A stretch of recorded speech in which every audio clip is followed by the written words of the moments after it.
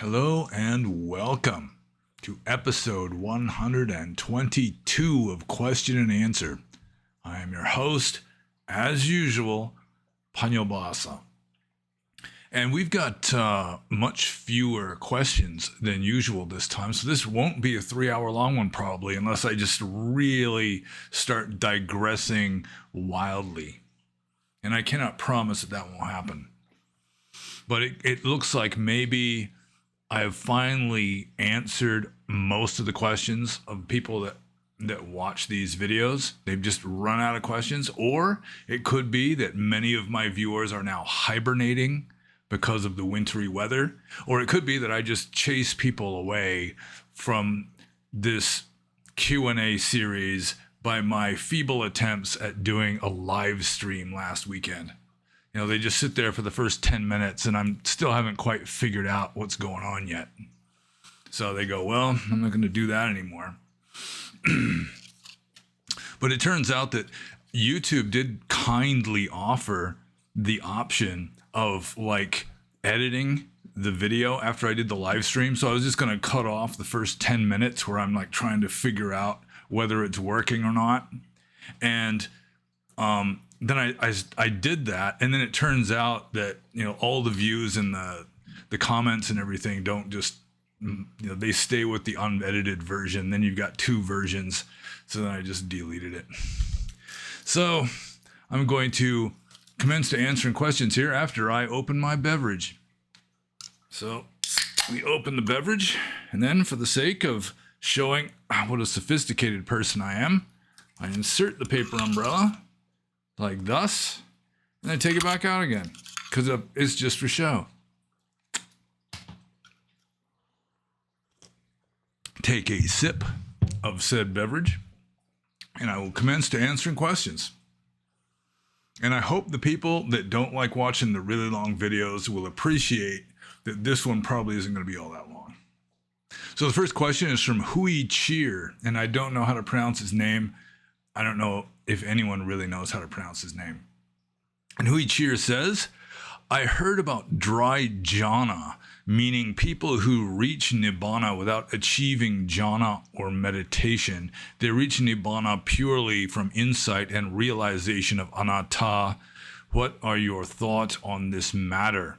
Well, I've never heard of dry jhana before, but there is such a being in the text as a dry-visioned arahant, which means a person who has become fully enlightened without having mastered jhana, and more importantly, without having acquired any psychic powers. I think that's what dry vision means. It's like he doesn't have any clairvoyance or mind reading ability, doesn't have any of the psychic powers on the standard list. And so he becomes enlightened mainly through practicing like satipatthana, just mindfulness practice, that sort of thing.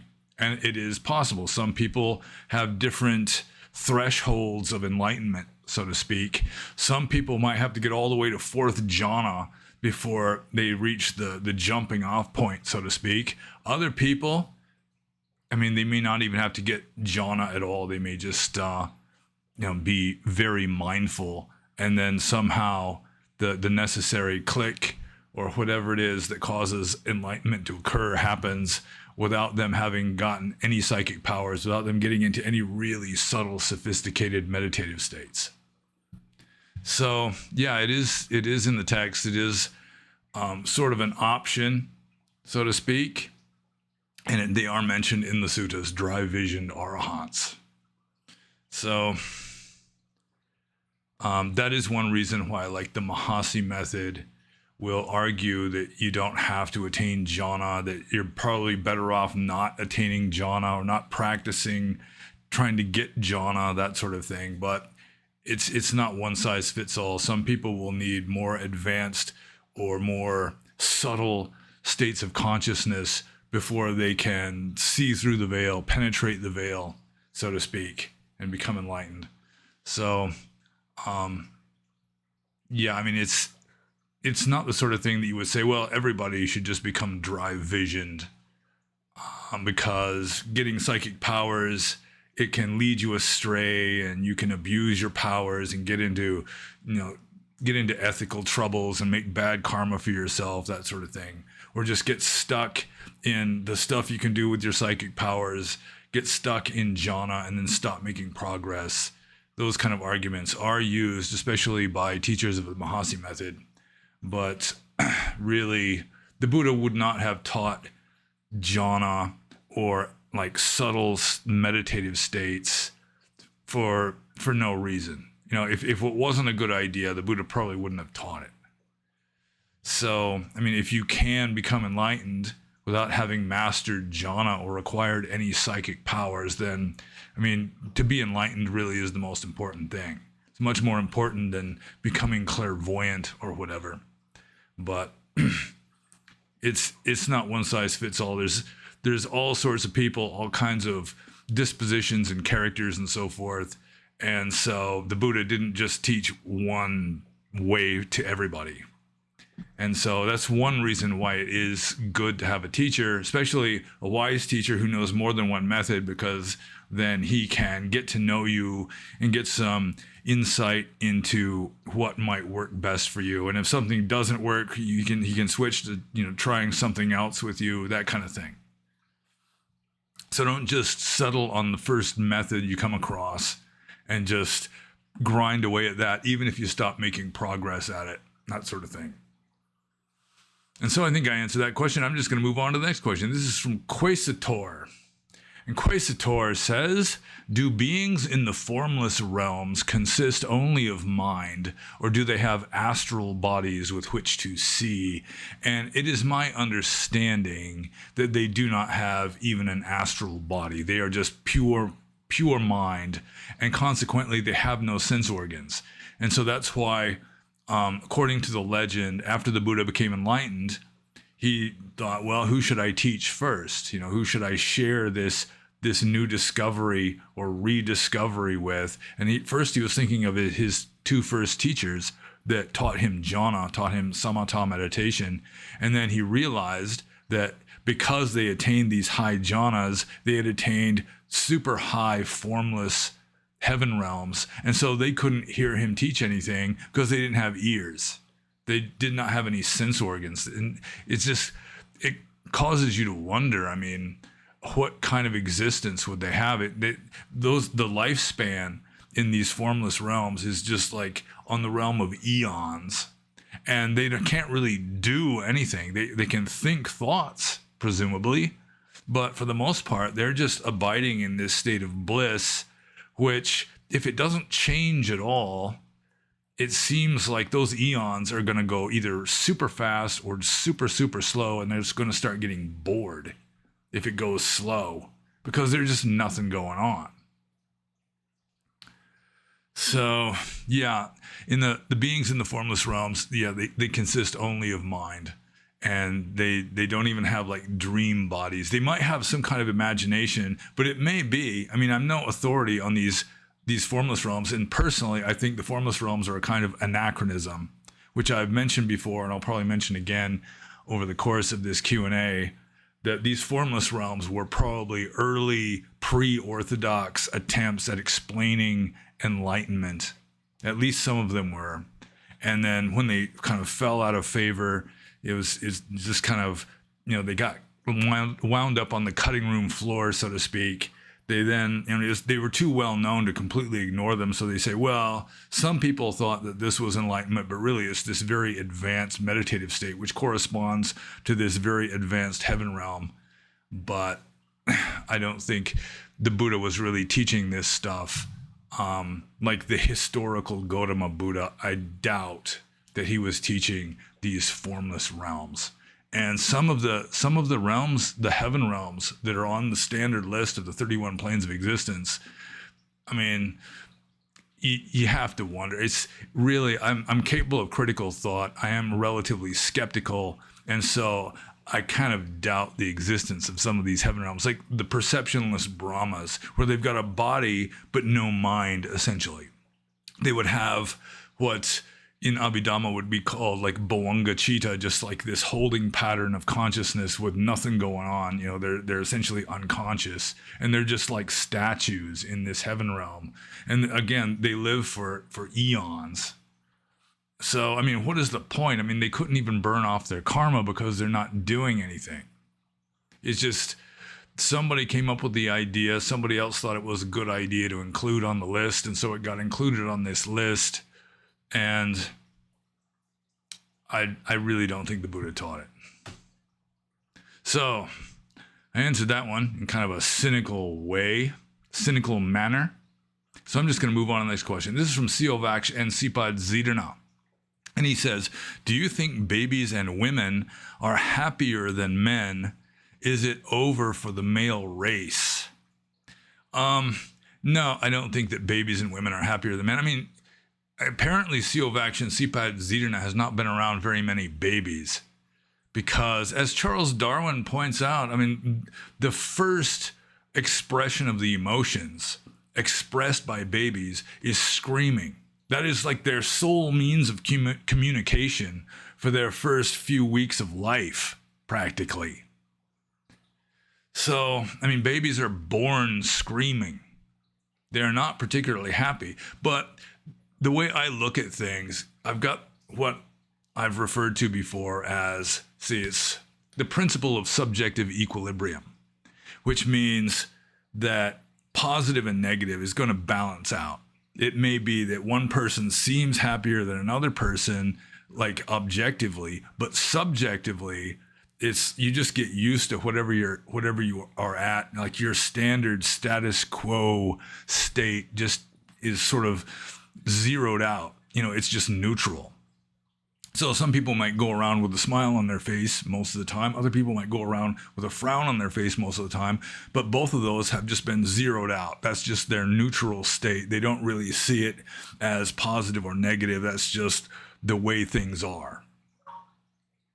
So I think that subjectively, everyone is pretty much tending towards zero.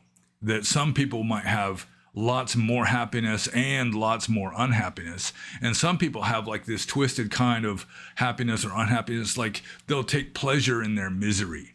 You know, like some people just aren't satisfied unless they've got some kind of health condition that they can talk about all the time. You know, they're just fascinated by these like unhealthy states. It's like been worked into their character. It's part of their identity. And so they kind of brag about it. Or, you know, they take a certain amount of satisfaction from grumbling or complaining or whatever it is. So some people, they might seem unhappy, but deep down, they're deriving some satisfaction from their anger or their complaining or whatever it is. I'm not saying that everybody's like that, but there's a lot of subtlety and complication that really isn't much taken into effect.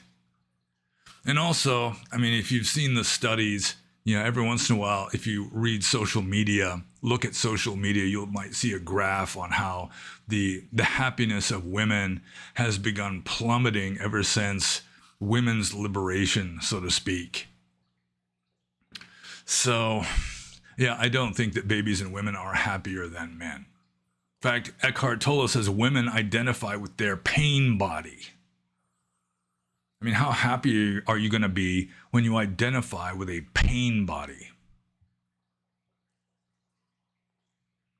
So I think that some people like monks who seem serene, they seem content with life. They're just kind of, it's like smooth sailing at neutrality for them.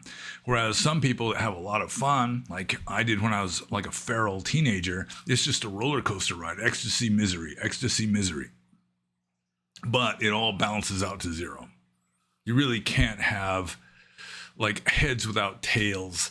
You can't have up without down. It all has to balance out, which is sort of an aspect of dependent co-arising or panicca samuppada. So I'm just going to move on to Siovaksh and Sipad Zidana's second question. And he says, you mentioned consciousness being a more complex process in the Sarvastivada Mahayana, but this also seems to be the case for the Theravada. There's a simile of the child needing a coin being like perception, an adult seeing the same coin being like consciousness, and a coin expert, merchant, money maker, or whatever it was being like wisdom. please help put these teachings in context. Well, I don't recall any sutta discussing this. I mean, there's a good chance it's in there. I'll take Siovakshi and Sipad Zirina's word for it. But going with orthodox Theravada, that consciousness is just sort of like, it's like the canvas on which perception is painted. That there's, even in Abhidhamma, there's only one kind of consciousness. There's 52 different kinds of mental states, each of which is qualitatively unique and ultimately real. 28 different kinds of matter, only one consciousness. Although you get into like Abhidhamma text, especially Abhidhamma commentary text, and it'll talk about like these different qualities of consciousness, but really there's only this one consciousness, and it's Theravada Buddhism has a hell of a time trying to explain any real purpose for it. It's just like the canvas on which perception is painted, or mental states in general.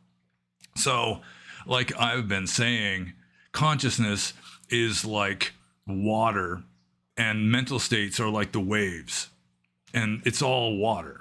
It's just the substance or essence of mental states are consciousness, just like the substance or essence of waves is water.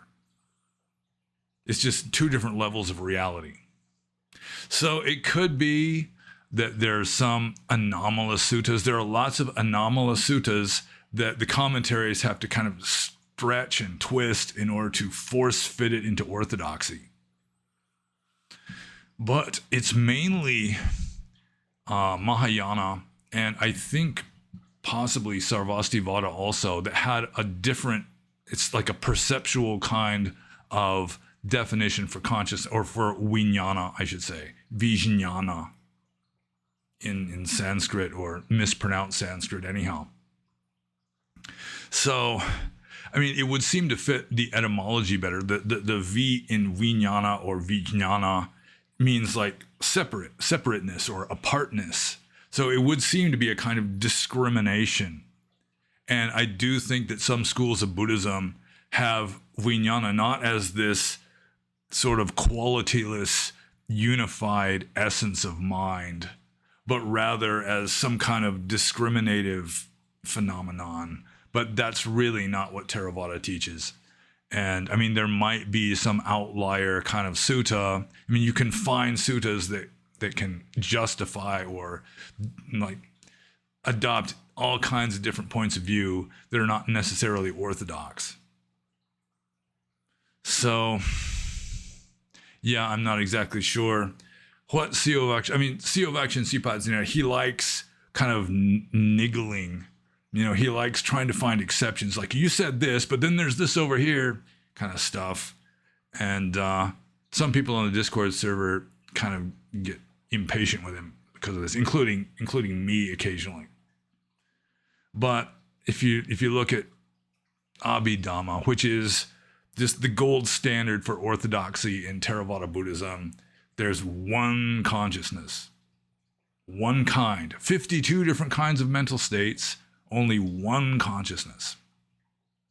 And really, they have a difficult time explaining its purpose. It's mostly just sort of the foundation upon which the mental states rest in Orthodox Theravada.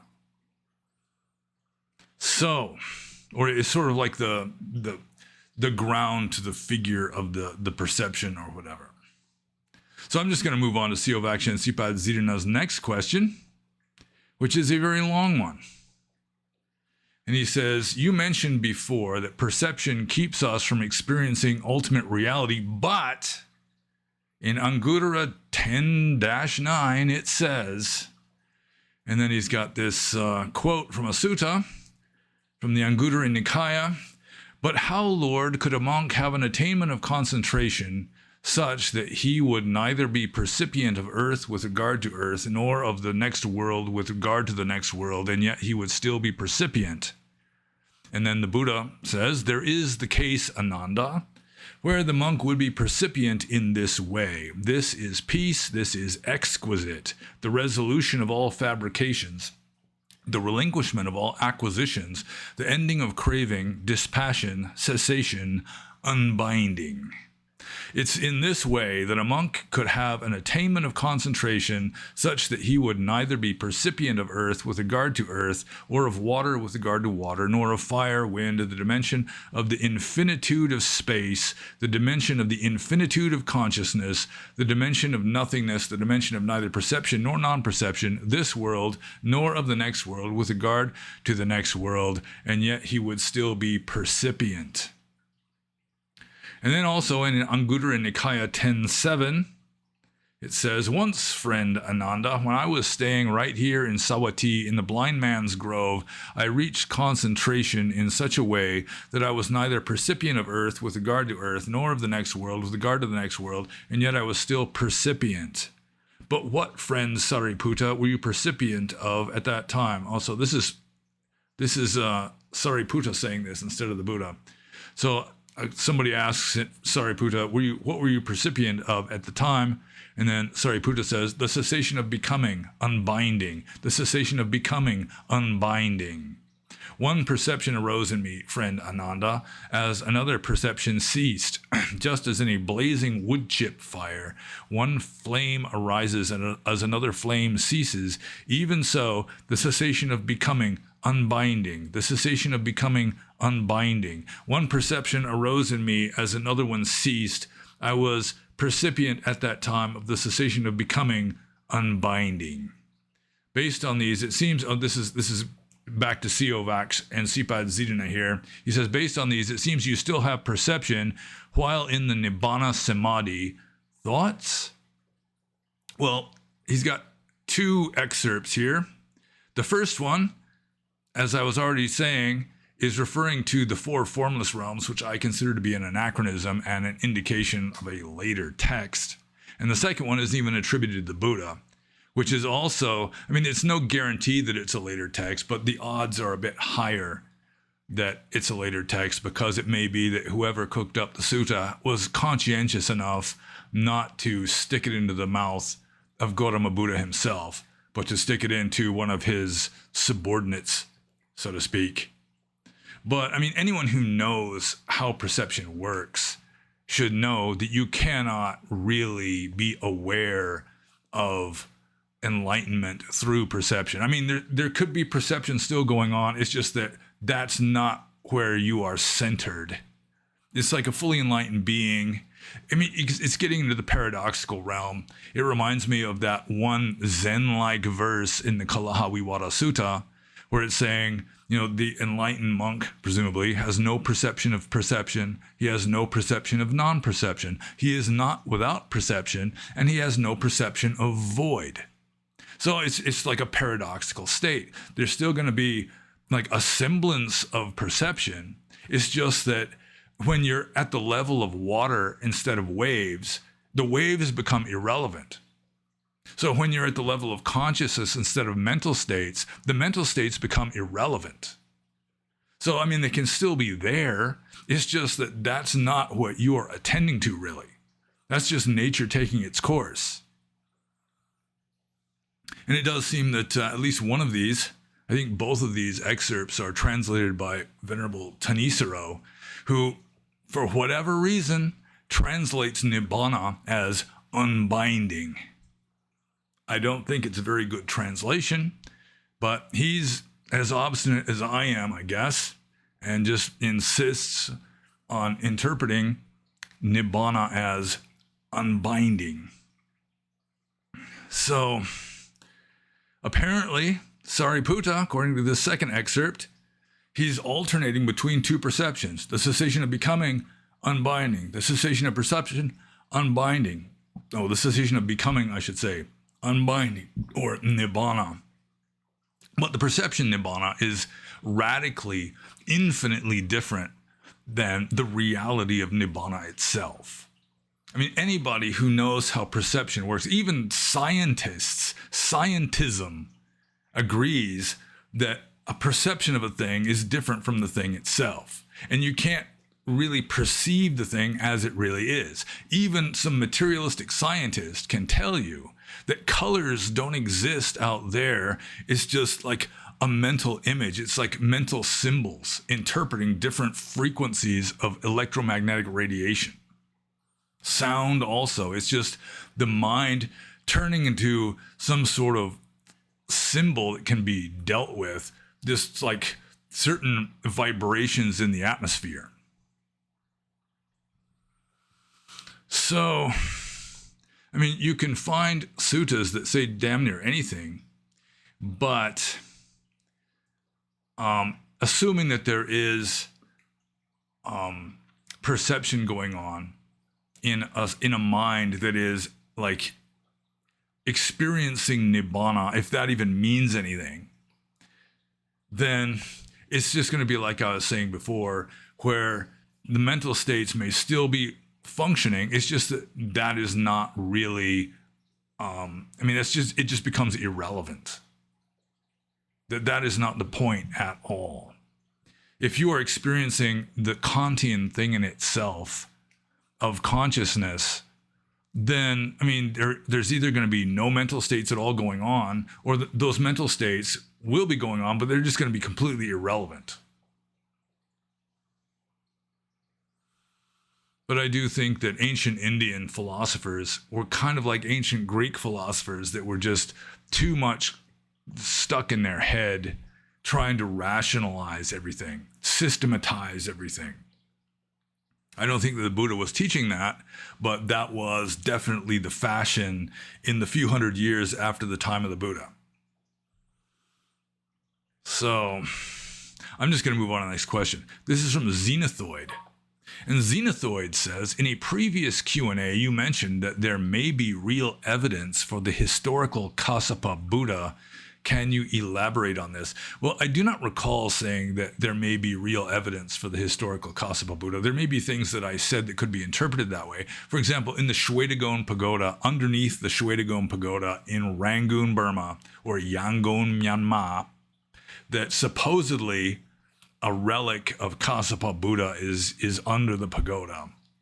I don't remember what it is. It's like a bath cup or a walking stick or something. There's supposedly the relics of 4 previous Buddhas enshrined under the Shwedagon Pagoda in Burma. But again, I'm rather skeptical of this kind of stuff.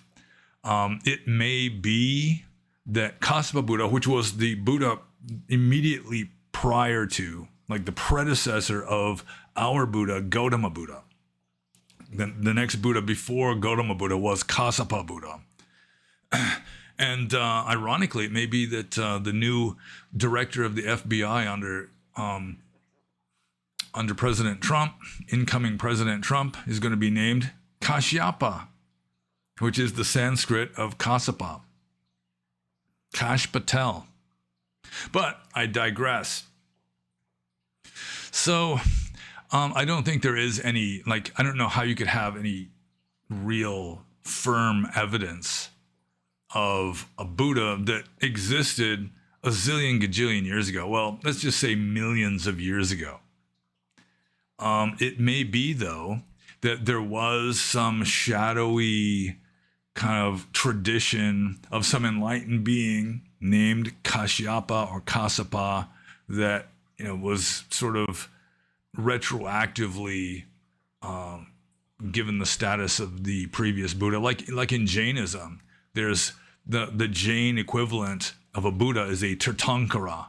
And Mahavira, who is considered to be the founder of Jainism, he was just one of a succession of Tirthankaras, and some of those previous Tirthankaras may have actually existed in, sort of a quasi-mythological, prehistoric, sort of echoey kind of way over the centuries that, they may have existed back there. It's just sort of like a shadowy tradition remembering them very vaguely. But almost none of the details about Kassapa Buddha would probably be historically correct, just like almost none of the details of Hercules would be likely to be historically correct. So, yeah, maybe I don't think I said that there may be real evidence. I don't think like the bath cup or whatever it is under the Shwedagon would necessarily indicate that there was a real historical Kassapa Buddha. But you have to bear in mind that Buddhas don't come very often. Buddhism has to completely die out, and then civilization has to crash pretty much, and then build itself back up again before you have another Buddha. And so it's going to be many, many, many centuries in between Buddhas, and millennia even at the very least. So, I mean, you can't go with a historical, like a literalist interpretation of previous Buddhas unless you want to adopt sort of the Buddhist equivalent of Christian creationism and just deny science, the geology and the age of the earth and all that, and just say that unlike the young earth creationists, that this earth has been here or human beings have been walking around on the surface of this earth speaking some kind of Indo-European Indic language for literally millions and millions of years, which a lot of Hindus believe, probably a lot of like traditionalist Buddhists believe, but I've seen too much scientific evidence. I mean, I do have a degree in biology, minored in chemistry. So I do think that human beings have not been on this earth for more than about 1 million years, depending on where you want to draw the line between human and non-human. But like cities, advanced civilizations with cities and kings and laws, that kind of thing, it's been just a matter of not very many thousands of years that has been on this planet. I really do not believe that there's like the lost continent of Atlantis or then Lemuria and some of the other like really prehistoric civilizations. I think, for example, Atlantis is just probably a garbled version of the Minoan civilization, which was centered on Crete. That would be my guess. So, yeah, that would be my elaboration. So I'm just going to move on to Xenothoid's next question, which is, why are only 28 Buddhas listed in the Theravada tradition? Well, they gotta cut off the list somewhere. And once you get back to the first on the list, which was Dipankara, I mean, you're talking like several Earths ago, several universes ago. It's like expansion and contraction, world cycles coming and going many times, and to have these 28 Buddhas. And it may be that you start with Dipankara because he was the one who, according to tradition, predicted that our Gautama Buddha was going to become a Buddha. That was his Bia date in what they call it in Burmese, where in order to be a real bodhisattva in Theravada Buddhism, you have to receive a kind of prophecy in the presence of a Buddha, Sama Sambuddha, that you are going to become a Buddha by such and such name in some future age. And so in the reign or the dispensation of Dipankara Buddha, as I say, several eons, several universes ago, many Earths ago, in the far, far, far distant past, that during the dispensation of Dipankara Buddha, our Gautama Buddha was a Brahmin, I think. He was a kind of recluse named Sumedho. And I told the story 1 or 2 or 3 Q&As ago, according to the story, that this recluse Sumedho had taken upon himself the duty of finishing a walking path for Dipankara Buddha and his retinue of monks, because they were going to come to receive alms at a certain pavilion or some such. And he wasn't able to get it done in time. He's got like 6 feet to go, and here comes Dipankara Buddha and all these monks, probably thousands and thousands of them. So he just lies down in the dirt and lets them walk over the top of him. And then the Buddha gives his prophecy that, in a future age, a zillion gajillion years from now, you will become a Buddha named Gautama. So I assume that's the convenient traditional explanation, if there is an explanation at all, of why they start with Dipankara, because he's the one who predicted that our Gautama Buddha, or he prophesied our Gautama Buddha. So might as well just cut the line off there. I mean, you got to stop somewhere. So I'm just going to move on to Xenothoid's third question, which is, do you find any of the stories of the mythological Buddhas to be particularly profound? No. Some of them are like amusing. They're entertaining, like Mangala Buddha. I think I've read something about Mangala Buddha before. I mean, it's like something out of Monty Python's Flying Circus. It's just so wild. The details of the life of Mangala Buddha.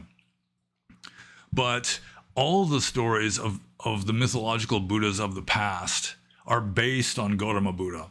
So every single Buddha has like this template that he has to like renounce the world and become enlightened in accordance with this template, where, you know, he's got to renounce the world on some kind of vehicle. Our Gautama Buddha, he did it on a horse, I think, if I remember correctly. It wasn't a chariot. He went with his chariot driver, but I don't think they were in a chariot. They were just on a horse. But I mean, you can go in a chariot, you can go on a horse, you can go on an elephant, or you can go in a kind of flying palace called a Vimana. And then you have to renounce the world and practice severe austerities. And then you have to become enlightened sitting under some kind of tree. And our Gautama Buddha became enlightened under the Ficus religiosa, the Bodhi tree, the peepal tree.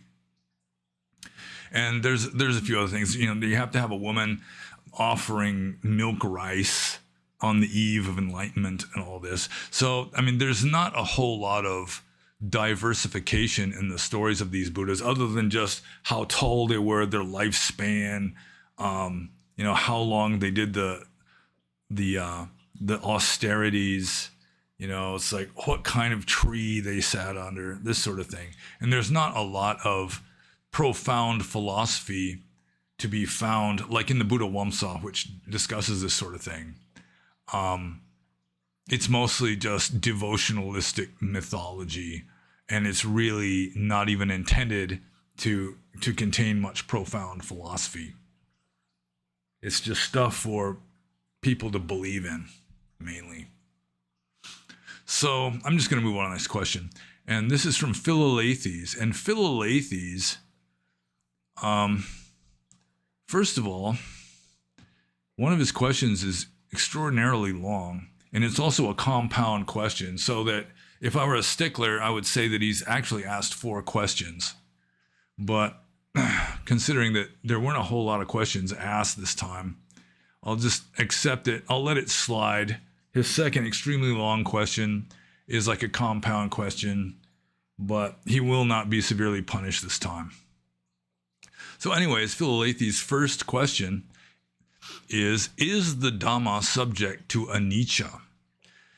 And then he's got a quote here: no religion has ever yet persisted for even a single century unchanged. The possibility of such a thing is even contrary to anicca, or impermanence, and the Buddhist Dhamma could no more defend itself from growth than any other living seed. And then he says, this is from some book arguing in favor of Mahayana. But it's a pretty lame argument. It's like, I mean, arguing in favor of degeneracy, essentially. Not that I'm saying that all Mahayana is degeneracy, but you could use this as an argument in favor of degeneracy. Everything is bound to change, so you just have to embrace the changes. I mean, one way of changing is just to degenerate, to get worse. So that's no excuse for accepting it. But getting up to the main question here, is the Dhamma subject to anicca, or inconstancy, impermanence? Technically, yes. And I'm not even referring to Buddhism. Obviously, Buddhism is subject to impermanence. Buddhism has changed just pretty much continuously since its inception. Even under the Buddha himself, it was changing. It's like, for example, according to tradition, it was 20 years or so before the Buddha allowed any monk to stay under a roof. It was about 20 years before he allowed any monk to accept cloth from donors. Before that, they all had to just find rags and like burial shrouds and that sort of thing and make those into robes. It was a long time. And like there was no Vinaya rules at the beginning. It was like approximately 20 years again before he started establishing Vinaya rules of monastic discipline. So even in the Buddha's own time, that sort of thing is changing. Like the human institution of Buddhism, I mean, obviously that's changing all the time. It's just, that's just the way it is. But with regard to Dhamma itself, like the Four Noble Truths, let's just assume that the Four Noble Truths are a kind of universal law. Sort of like the Pythagorean theorem is a universal law. That the square of the two shorter sides of a right triangle are equal to the square of the side of the hypotenuse, or the long side. That's going to be true, presumably, in some kind of Euclidean space, always. That's not going to change, presumably, but it doesn't really exist unless you've got a mind perceiving it. And the minds perceiving it are impermanent. So 1 + 1 = 2. You could say, well, 1 + 1 is always equaling 2, but you do not have 1 + 1 = 2 up in Plato's heaven somewhere as this eternal law that's like has some objective existence, even if there's no humans that are doing simple arithmetic. So it potentially is eternal. Like different minds over the course of eternity may come up with essentially the same sort of idea, like the Pythagorean theorem, or the first three noble truths especially, or 1 + 1 = 2, or whatever it is. But it's just not there unless there is a mind perceiving it. As George Berkeley used to say, esse est percipi, which means to exist is to be perceived. And so it exists sort of in the mind of a perceiving being, but it's always, the mind itself is always changing. The perceptions are going to be changing. It's not going to be perceived in exactly the same way every time, and so on.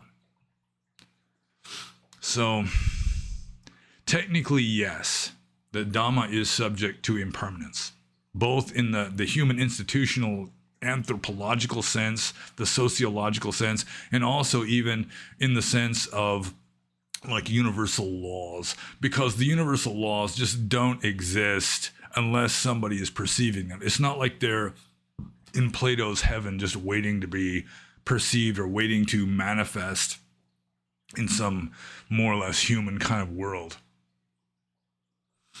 So I'm just going to move on to Philalethes' next question. Some of these questions are hard to answer in a way that really is easy to grasp. It's like some people ask questions that it requires dealing with two different levels of reality simultaneously. Most people probably are not good at that. It's like our brain was not designed for that sort of thing.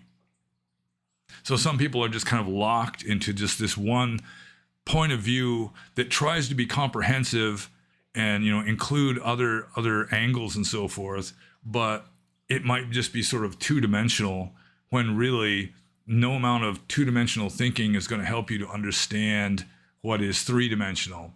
It's like the answer might be a cube when you're just dealing like on this flat chalkboard kind of approach to understanding things. If that makes any sense. Again, some of this stuff is hard to understand because it requires thinking just completely outside the box in certain ways. Like the culturally conditioned box that most people have been brought up in is simply inadequate for understanding certain things. Even science is inadequate for understanding certain things. So now I'm going to Philalethes' long, complicated, compound question here. And I suppose I could just ask the very first sentence, which really is what contains the question. And then he's got all this commentary following afterwards. But he says, don't you think the seeds for Mahayana are already present in the canon? And of course, the answer is yes. But I'll just continue with this little essay here. For example, The last verse of the Majjhima Nikaya 22 is essentially the Buddha saying, those who love and have faith in him will go to heaven. And then he quotes, in this teaching, there are mendicants who are followers of teachings or followers by faith. All of them are bound for awakening. Thus, the teaching has been well explained by me, made clear, opened, illuminated, and stripped of patchwork. In this teaching, there are those who have a degree of faith and love for me. All of them are bound for heaven. And then Philalethes says, let's see here.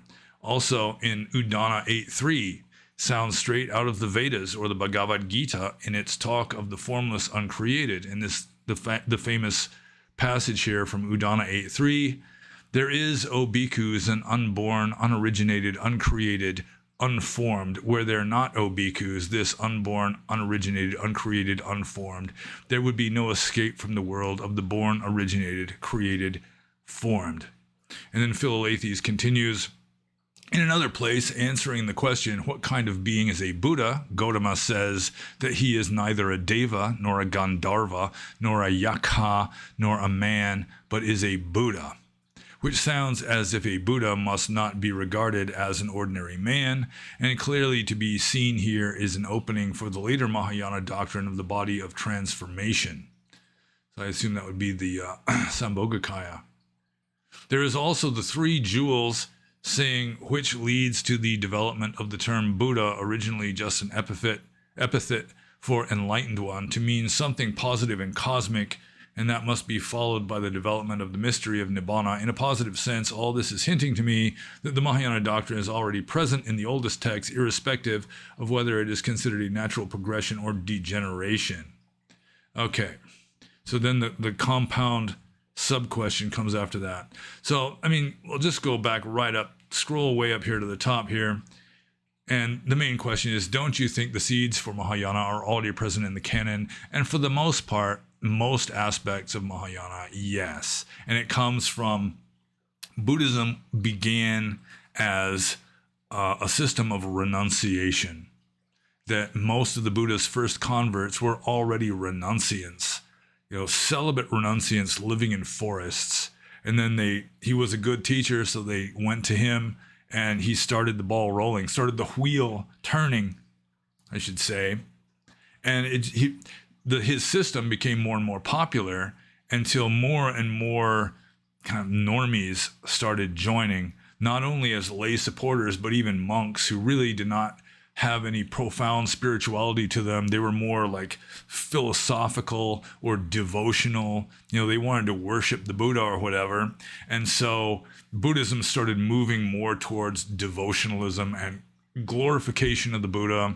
Like, I have read that the whole idea of like the Bodhisattva concept in Mahayana is largely derived from the Jataka stories, where you take these, they're sort of like Aesop's fables from India. They're old Indian fables that have been converted into Buddhist teachings, where the Buddha, at the end of the fable, the Buddha would say, you know, at that time I was the wise fox, and Ananda was the monkey, or this kind of thing. And it became a description of the Buddha striving for eon after eon after eon to perfect himself enough that he could become a fully enlightened Buddha. And then the idea got established in Buddhism that it's way better, way more noble and exalted to be a Buddha than it is to just be an ordinary Arahant, even though the Buddha wasn't teaching that at first. He was saying, you know, I'm enlightened, you can become enlightened too. All you got to do is live like this, and it much increases your odds, even if there's no guarantees. And it's just human nature that you want to glorify the founder of your tradition. The Christians really took the ball and ran with it by turning the founder of their religion into God Almighty. Buddhism at least didn't do that. Islam didn't do it. Judaism didn't do it.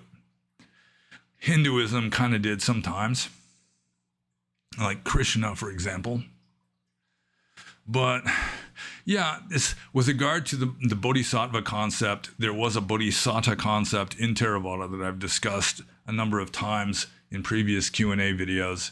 So, I mean, the seed for that was already there. And also, Prajna Paramita, the perfection of wisdom, and Madhyamaka Buddhism, the seeds of that are found like in very early texts, like the Atthaka Vagga of the Sutta Nipata. Some scholars have called it proto-Madhyamaka, proto-Zen, where it's just really profound to the point of just being enigmatic, kind of mind-blowing kind of stuff that, as I said, in subsequent centuries, the fashion was like philosophical proliferation and trying to categorize and systematize everything, very scholarly. You wind up with Abhidhamma, just this huge mass of texts trying to explain everything very objectively, sort of like Aristotle in the Western world.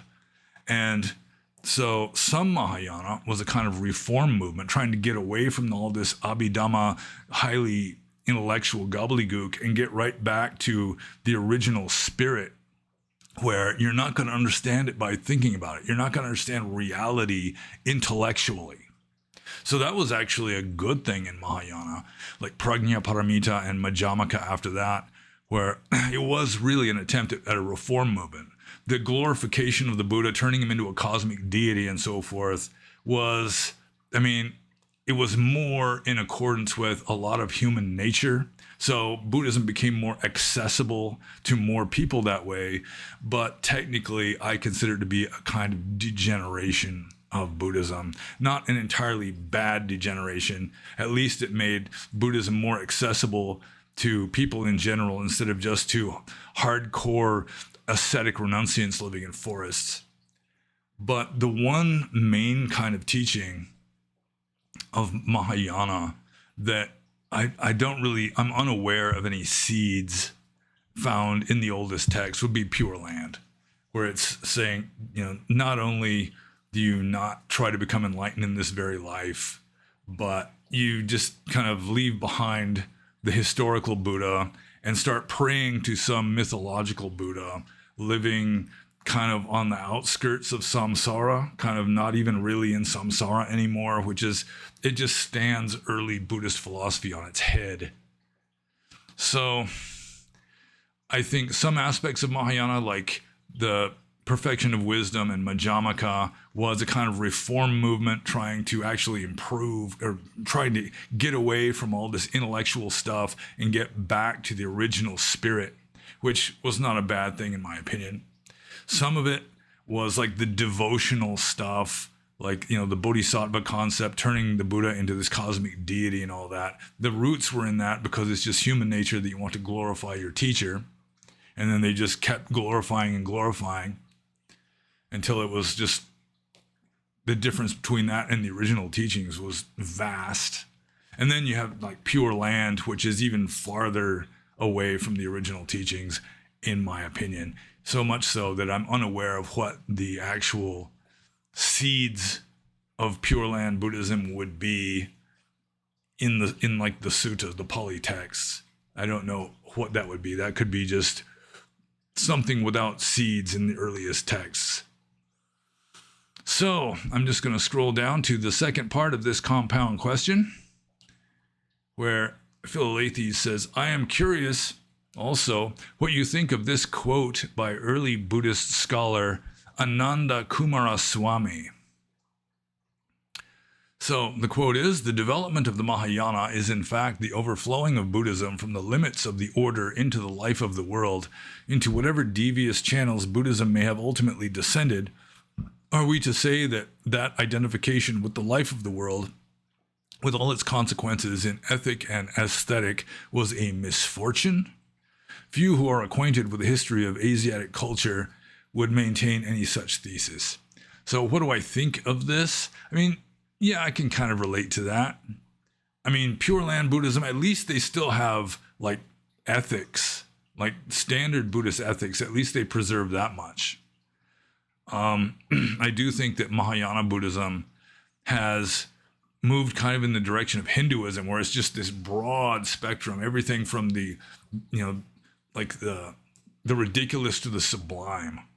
There's just like absolute just foolishness in Mahayana Buddhism and also some profound wisdom in Mahayana Buddhism. So it's much broader than the earlier schools of Buddhism because it's sort of just been fanning out, just evolving out to fit all these different cultural niches and so forth. So I do think that certain kinds of Buddhism, people would be better off if they were practicing and believing something closer to what the historical Buddha actually taught, and which might actually be there in their culture if it hadn't been taken over by something very different. But, I mean, I don't know if you can call it a misfortune. I mean, it's just the way people's karma has worked. It's just what has happened in the past. You shouldn't regret what has happened in the past. That's always bad karma, just to have regret. You can't change the past. You just have to accept the way things are at present. So, yeah, I mean, he's saying that it's not a misfortune. He's not necessarily insisting that it was a good thing, although he kind of is hinting that at least it's more accessible to more people and so forth. But I mean, that really wasn't the original purpose of Buddhism. The original purpose of Buddhism, it was not for Joe Average. It was for the spiritual elite, that people who could really appreciate this profound wisdom, that's who it was for. And so dragging it down to the level where Joe Average can appreciate it, in a way it's degenerating Dhamma, or at least it's adding stuff to Dhamma that wasn't originally supposed to be there. So, I mean, if you're just adding to it, that's one thing. But if you're just dragging the whole system down and degenerating the whole system, that's certainly not a good thing. Even though it may help more people that way. But in general, you've got two different kinds of religions in this world. You've got extremely difficult religions that only a few people can follow. And then you've got really easy religions that almost anybody can follow. But, I mean, they're not going to get a whole lot of benefit from following what's easy. So Buddhism kind of worked out like probably the ideal jerry-rig of the situation, where you just got two levels. You got the level of the monks who can go for the advanced stuff, and then you got the level of the lay people, which for the most part have been Asian villagers who just want to do their ceremonies and they want to, worship, and they really can't get into deep meditative states necessarily. Few of them can, most of them can't. So, it kind of keeps the lay people happy, in the village, and it gives the elites something very advanced where they can really strive for enlightenment. And Christianity, the older schools of Christianity had something similar, where they had, monastics and laity. So, I mean, that's probably the best way of going about it. Turning Buddhism into a Protestant Buddhism, where you just try to abolish renunciation and so forth. And there are a lot of so-called Buddhists in the West who really do not like the idea of monasticism. They want a classless society, not only politically, but also religiously. They want to get rid of any kind of elites, and they want to just drag everything down to the same unified level of mediocrity, which is not a good idea. So I don't know what that had to do with the question, but I think I'm just going to move on to Philalethes' third question, which is magic real? And if so, how does it work? Well, I do know a little bit about magic because my father was an amateur warlock who was like the leader of a coven of housewife witches long ago. And he would explain certain things to me. And the way it works, according to my father, and there's going to be different kinds of magic, but I think there's two main factors involved in magic. First of all, it's faith. If you really believe that it works, then that is going to help it work. And that's also combined with the second aspect, which is that everybody has a certain amount of psychic talent. We kind of, in the West especially, it's just kind of dormant because our culture doesn't really accept that. It's not really part of the mainstream, a belief in like psychic abilities in people and so forth. but everyone has a certain amount of psychic talent.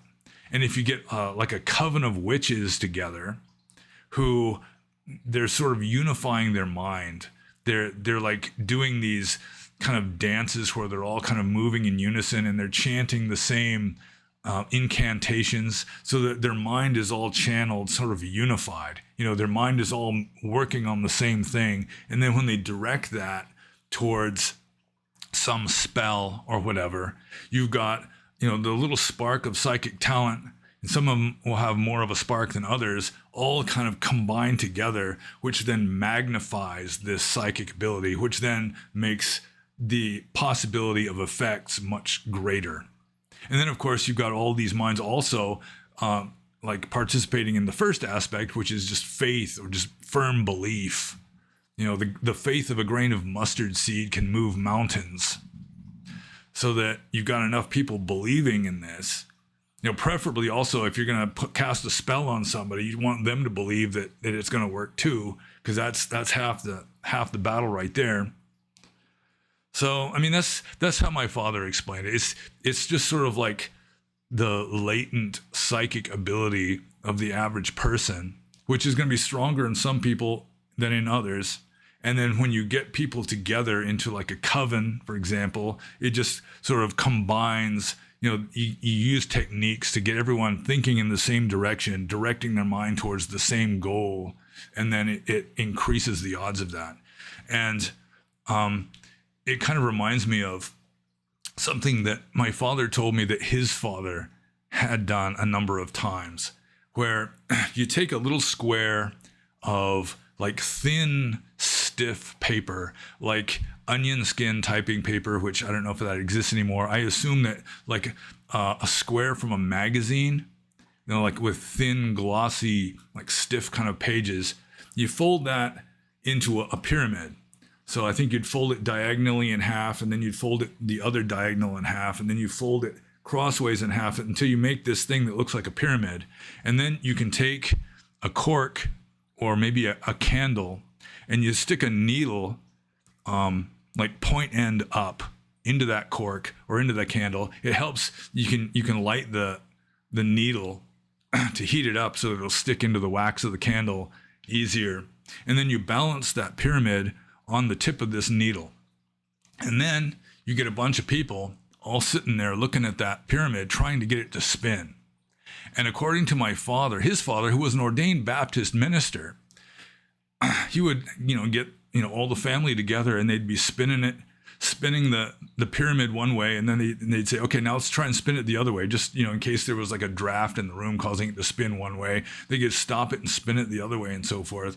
And of course, it helps if you've got at least one person in the room with some real psychic talent, but that would be an interesting experiment to do. If you've got a group of open-minded people, you just make one of those little paper pyramids out of a square of stiff, thin paper, put it on top of a needle, and then just try and to do it with your mind. And that would be pretty much how magic works, according to my father's explanation. But you have to use gimmicks in magic as a general rule. The average person, we've just been programmed to some degree to believe that we just can't do certain things. We can't do magic. We can't perform miracles. We can't, see the future or, read other people's minds or whatever. And so we use gimmicks that are like crutches or training wheels. We may use tarot cards or astrological charts or Ouija boards, or go into a trance and channel some supposed ascended master or some such, when really it's coming out of our own subconscious mind. We just don't consciously believe that we're capable of producing this information or whatever it is. And so we have this gimmick that kind of lets it come out of us indirectly, like we're supposedly channeling somebody, or we're using these cards or this Ouija board or whatever. So magic kind of works that way also. It's like a gimmick. It's like you might not think that you have this ability to perform certain things, but I mean, if you do the spells correctly, you've got all the paraphernalia and everything, following the instructions in the book kind of a thing, that helps you to have unquestioning faith or belief in what you're doing, which then makes it more efficacious, makes it more likely to happen. And my father did tell me stories about some of the stuff that he and his coven of witches did. Like, there was one witch who had, it was like a rash on her body, and she wanted to get rid of it. So the witches all got together, the coven assembled, and they made her rash go away. And then like several days later, it would come back in a different place. So they all got back together, made the rash go away, and then it disappeared again. And then it happened again until finally they realized that for some reason she just had this karmic need for a rash on her body. So they just moved it to a part of her body, like the side of her leg or some such, where it caused the least discomfort and inconvenience, and then just left it there. And another trick my father used to do is he would buy warts. He would pay somebody a dime for a wart. If somebody had a wart on their finger or something, he'd give them a dime and say, okay, that wart is mine now, and I'm going to take it. And most of the time it would cause the wart to disappear. It's just, warts are very psychosomatic. I mean, obviously there really is a wart there, but certain ailments, like asthma is notorious for this. Even tuberculosis, there's a large psychosomatic element where your mind has more influence on whether you have it or not than most other like conditions, I guess. But I'm just rambling at this point. So I'm just going to move on to the next question. This is from someone calling himself Virgin Mary J, but I'm pretty sure his real name is Cherzaskaziz. So Cherzaskaziz says, is the new job hard? And he's referring to my new job. I just got a new job. I just started last week. So I've been on the job for 5 days thus far. And it's not really hard. It's kind of nerve-wracking, especially at first, because I'm still in training. I've got one more day of training before they just cut me loose. But I'm a forklift operator. Lots of forklifts in operation there, and it's kind of like being a race car driver where you're having to like weave between all these other, you've got a forklift backing out of a trailer here, another one coming this way, and it's like traffic in Bali, where it's sort of like blood corpuscles just kind of flowing and not actually crashing into each other. But I mean, you have to be really alert pretty much all the time when you're doing the job, which is fine. I mean, it's good to have the necessity to be alert. Being alert is a good thing from a Buddhist point of view.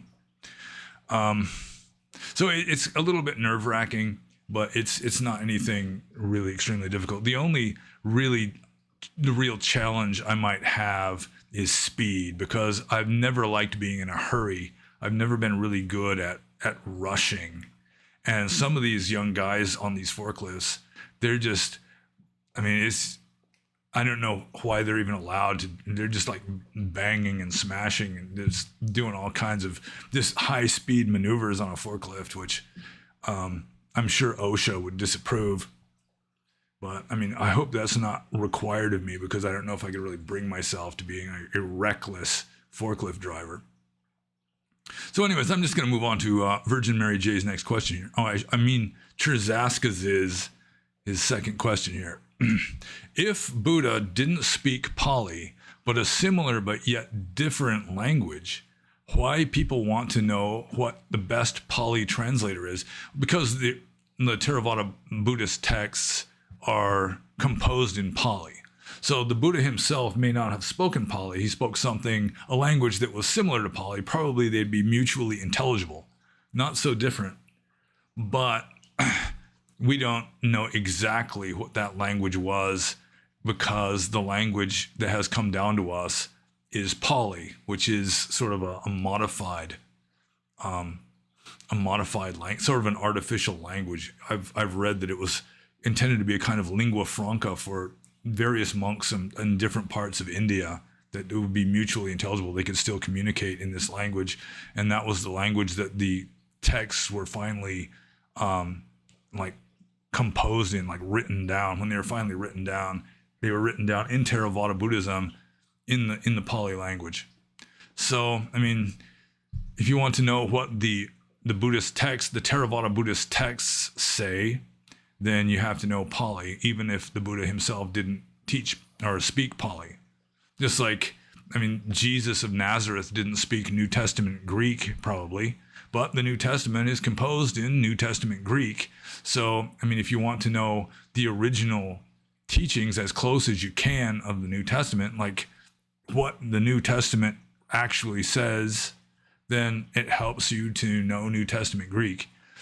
For some reason, Theravada Buddhists are much more inclined to study Pali than Christians are to study New Testament Greek. I don't know why that is.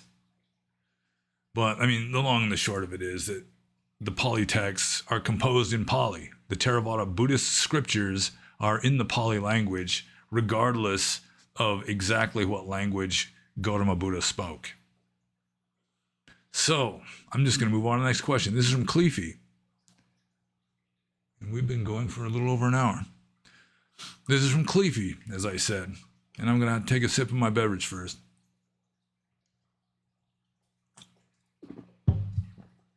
Okay.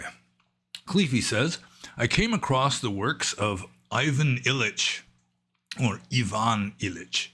Have you heard of his work? If you have, what is your opinion about it? I've barely heard of Ivan Illich. I think I've heard of him before, but I haven't read anything that he's written. I probably haven't even written one of those or read one of those like brainy quotes. Sometimes you'll see these quotes, you know, maybe like the picture of the person on one side and then this quote. I don't think I've even seen that much from Ivan Illich. So sorry, Cleefy. I'm just going to have to move on to the next question. And this is the last question already. I told you there wasn't a whole lot of questions this time. So I hope I haven't just scared everyone away with my attempt at a live stream last week. Or it could be that you're just hibernating. So after you wake up, you can ask more questions if you like. So anyways, this is the last question. It's from Rui. And Rui says, do you prefer the expression nature of reality or nature of experience in relation for existence to the three characteristics and what they describe? Well, I don't really prefer either because I generally call it the three marks of existence. So, nature of reality, it would be more existence. And existence is, it seems to fit best because it seems objective, but really it's more psychological. And in, I think it's the Kalahawiwada Sutta in the Atthaka Wagga, that existence and non-existence are both derived from mind, according to this early Buddhist text. So it seems kind of objective and maybe even physical, but ultimately existence is a kind of mental phenomenon, an artifact of perception. So, I mean, you can take it either way, I guess, which is convenient because the three marks of existence of impermanence, suffering, as dukkha is usually translated, and no self, I don't know, it just kind of fits better. The three marks of existence: impermanence, suffering, and no self. So, I mean, nature of reality is not so good because ultimately the first two of impermanence and suffering, they're samsaric. They don't really apply to the ultimate or the absolute. Only no self applies to the absolute. So at Sabbe Sankara, all conditioned things are impermanent.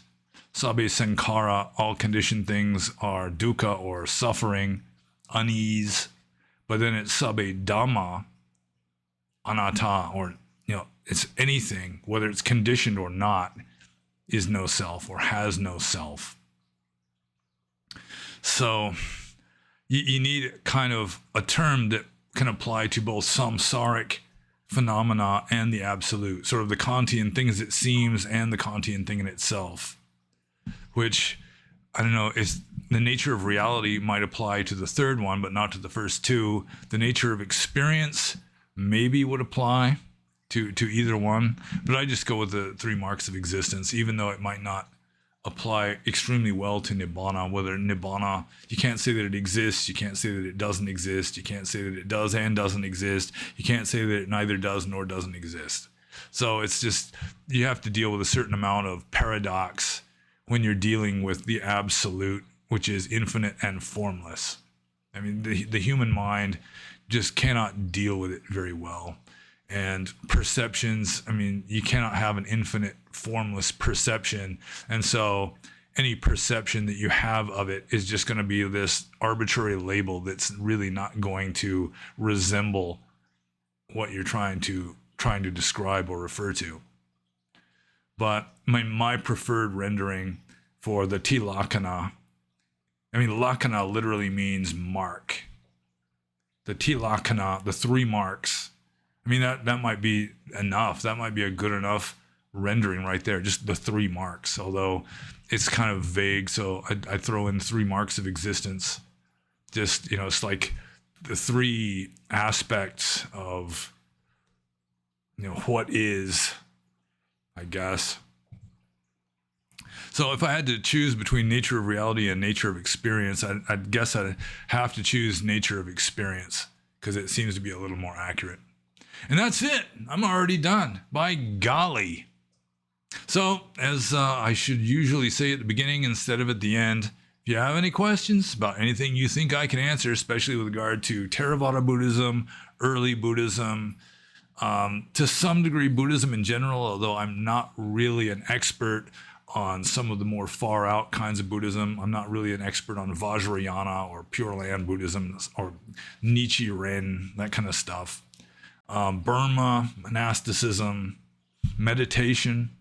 Myself personally, I'm pretty good at answering questions about that. If you have any questions, no more than 3 per episode, please. Just feel free to include them in the comments below, and click the like button if you like this, and don't click it if you didn't, I guess, and subscribe if you're into that, and be happy.